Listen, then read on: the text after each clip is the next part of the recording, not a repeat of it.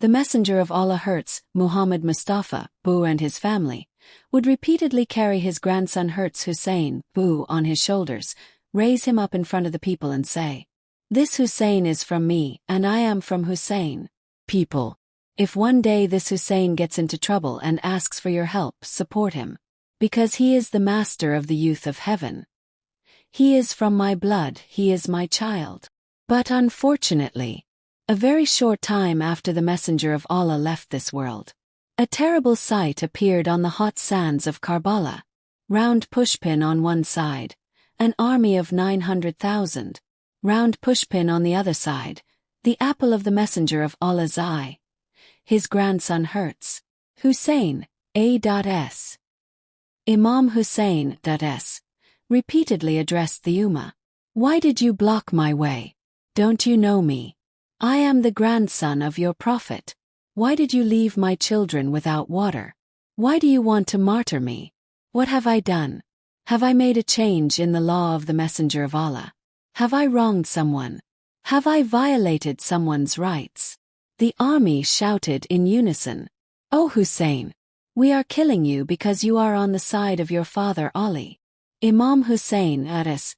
replied, "Today the flag of Islam is in your hands. My father Ali founded it. Remember, if Ali had not been in Khaybar, the conquest of Islam would not have been possible." He reminded us of the Messenger of Allah's words, "Where there is truth, Ali is there. Wherever Ali is, truth is there." But today you turned your back on that Ali and that last prophet. The army commanders were afraid, because the soldiers were beginning to shake in the face of this scene. If Hussein continued to speak like this, the army could rebel. And finally the order to attack was given. Imam Hussain as said the Basmala. He raised his hand to the sky, and in the name of Allah, he rushed to the battlefield. Dagger on one side, a hungry and thirsty Hussein. Dagger on the other side, thousands of soldiers. History had never seen such a war.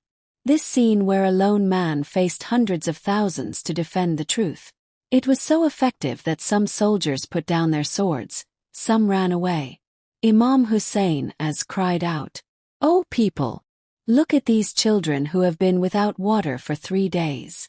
My young brother was martyred. My daughter's headscarves were taken.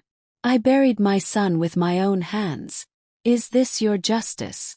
At that moment a call came from the sky. "O Hussein! Allah is pleased with you." Imam Hussain prostrated himself and said, "O my Lord, thank you for choosing me for such a test." But the tyrant did not stop. A soldier came close to beheading Imam Hussain A.S.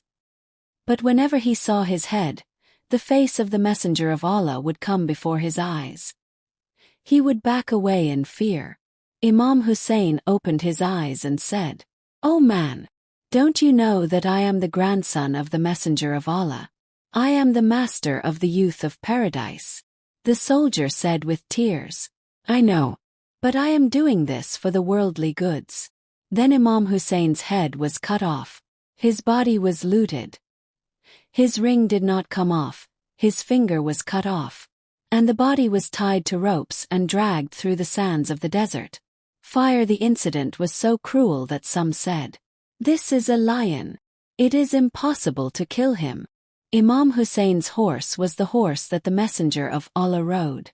That horse started to turn on the battlefield, as if he was also mourning.